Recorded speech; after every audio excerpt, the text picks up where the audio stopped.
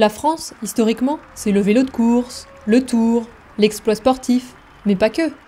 Dans les années 50, tout le monde faisait du vélo. Cela représentait à peu près 22% des déplacements. Puis le système du tout-voiture est arrivé, et le vélo a très vite disparu au profit des transports motorisés. Heureusement, depuis une dizaine d'années, les vélos réapparaissent dans les grandes villes. À Paris, Strasbourg, Grenoble, les aménagements se multiplient. Tout le monde parle de croissance du vélo, mais dans les chiffres, qu'en est-il vraiment ? 40% des Français font du vélo au moins une fois par an, mais on l'utilise pour à peine 2,7% de nos déplacements.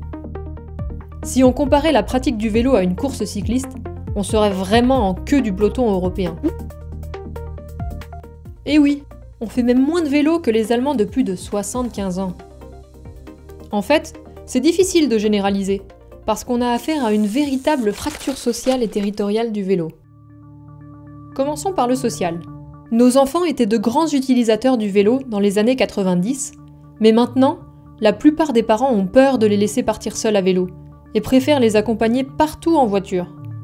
Et pourtant, la sécurité routière s'est nettement améliorée. Les plus de 55 ans aussi sont devenus de très faibles utilisateurs. La part de leurs déplacements à vélo a en effet chuté de moitié depuis 1992. C'est chez les étudiants et les actifs que la pratique décolle, et c'est très bien. Mais là encore, pas chez tout le monde.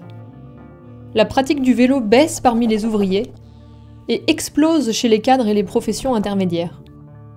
Et maintenant le territorial. La pratique du vélo dans le centre des grandes villes progresse de façon spectaculaire, et les médias sont là pour nous le faire savoir. Par contre, l'usage du vélo chute partout ailleurs, en périphérie, en milieu rural et dans les petites villes, alors même qu'en 1994, c'était justement dans ces territoires que la pratique du vélo était la plus forte. Même s'il y a de plus en plus de cyclistes dans les centres urbains, 80% des Français habitent en banlieue ou en campagne, là où le vélo est très peu utilisé. Résultat, malgré ce que l'on pourrait penser, l'usage du vélo n'augmente pas encore au niveau national. Enfin, l'heure n'est pas au pessimisme. Profitons de cette nouvelle dynamique autour du vélo pour entraîner les jeunes, les seniors et les femmes, et trouver les conditions pour que cet élan se propage partout sur notre territoire. Alors seulement, nous pourrons parler de l'essor du vélo en France.